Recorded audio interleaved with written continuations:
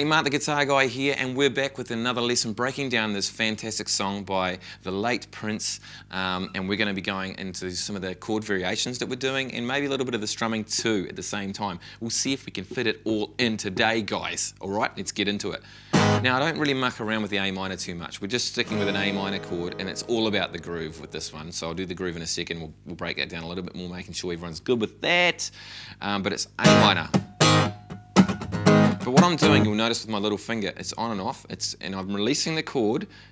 It's just pretty hard to see, but I'm going at A minor. I'm releasing the chord as quick as I can after I'm done the chord, and then I'm bringing my little finger down almost like a handbrake so that it stops any other noises coming from the strings. So I'm releasing the fingers off the strings, the pressure-wise. So it doesn't look like it probably to you though. It's probably quite subtle. You'll see my hand move slightly, but you won't actually see it. I'm taking the pressure off the strings, so the strings go from being fretted and pushed down to just sitting in their normal position with my hands sort of fingers sitting on the top, just touching them.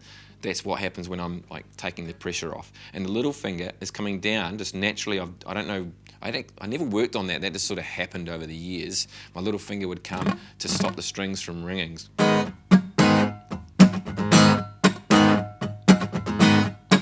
Sometimes I'll do like if I'm doing a G, I'll use other fingers.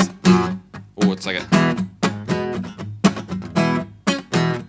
So other fingers will just sort of stop, and they'll all just lie on the strings and all do their job to stop it from ringing. So I can get that cool rhythm happening with the percussiveness of the strings. So really that's what's happening with my little finger. So if you're wondering what's going on, what's he doing with that, I actually never taught that. It was never programmed by me. It's just happened over the years. So I'm doing that with the A minor for the groove, and obviously the right hand's doing most of it, like I always say. And then I've got the dig, if you will, a picture, just a normal G of you and I. Same thing, I'm just relaxing the fingers. You and I engaged in a kiss. Back to A minor. So, same thing. Then to the E. And I'll do an E7. Just because I don't know why I just like the sound of the E7 for that particular part. It just sounds like makes it a little bit more uncomfortable sounding, I guess, before it resolves. And when I go, my darling, can you picture this? So it's really only two strums of the E7, all it is, and then we're back to A minor, which is all about the groove. Okay, so that's all that's happening with that part. Now, right hand wise, let's take a little look at what's going on there. It really is all about the right hand, guys, and it always is. Every time I say it, it really is. It's all about the right hand. So what I'm doing with the right hand is actually quite advanced, but I'm getting the drum groove out of the right hand. And it can be rough, and it can be as spontaneous as you want it to be, because it's kind of organic. It's not exactly the same every time, like something I've worked out precisely, and it's this many strums of ups and this many strums of down. I have no idea. I'm just rhythmically feeling it how I feel it and how I want the groove to go, like a drummer would, I guess. And that feels good to me.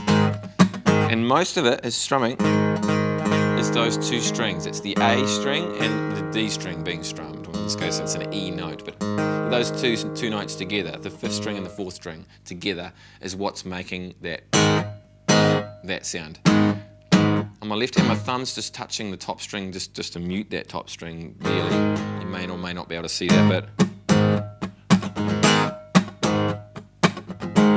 And you can hear how aggressive my backbeat, my a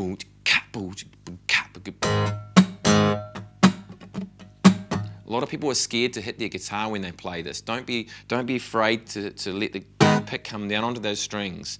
Don't be afraid, because a lot of, oh, it's my precious guitar and I don't want to hurt it. No, just get in there and get some sound out of that thing. That's what it wants to be played, you know. I'm hitting the hell out of the guitar when I'm doing this sort of stuff, and there's all sorts of noises coming off the guitar, and that's what adds to it. Okay, so that's the rhythm of that.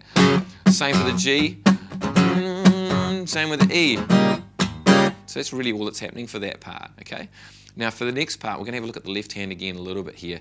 Now, what's happening with this is the little breakdown section, which is the F, C, G. Now, as you can see, I've already changed how I play that. I'm not doing it F, C, G. I'm doing it F. I'm doing this C and this G, okay? So I'm doing the 3rd fret position C, which is an A shape, There's an A there, like an A there. It's an A shape, but using the 5th string as the bass note. There's a C note. And I'm just aiming for the middle of the strings, and then F, C, G, and G bar chord. Okay, so we're using a lot of the bar chords here, but I like using it because we have more control over the chords. We don't have notes ringing a lot. Okay, that's what I'm doing with that groove. So let's go over that slowly. We've got F, C, G, F, C, G, F, C, G, F, C, G. Now if I slow that even down a bit more with the right hand tick-tocking, you'll hear.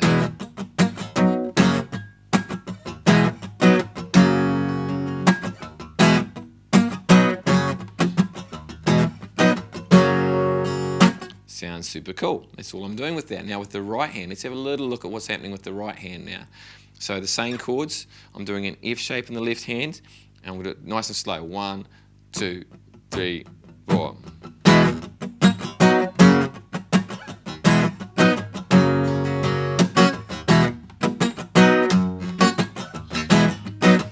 Now I did a little different thing there on the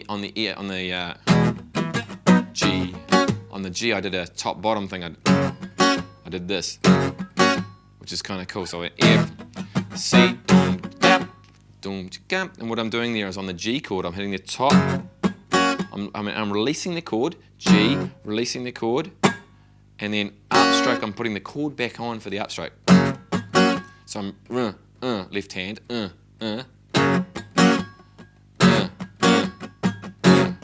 that's how I'd practice it. I'd go.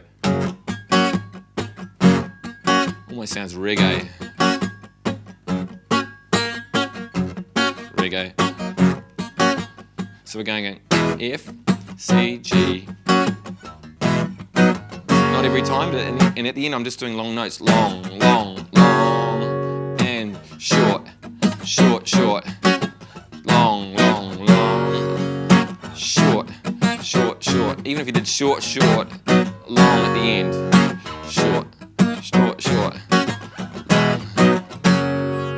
That's what's happening in that section, okay?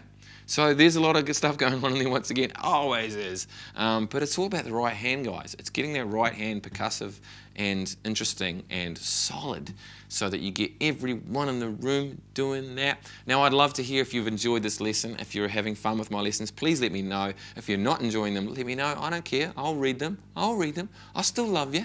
I'll still love you if you don't like, Mark, I don't like your lessons very much. I'll still love you. It's okay. You can do that. Let me know. And also let me know where you come from. I'd love to hear from you. Please subscribe to the channel. Tell your friends. I look forward to seeing you doing one more lesson we're going to be doing, and that's going to be on the looper.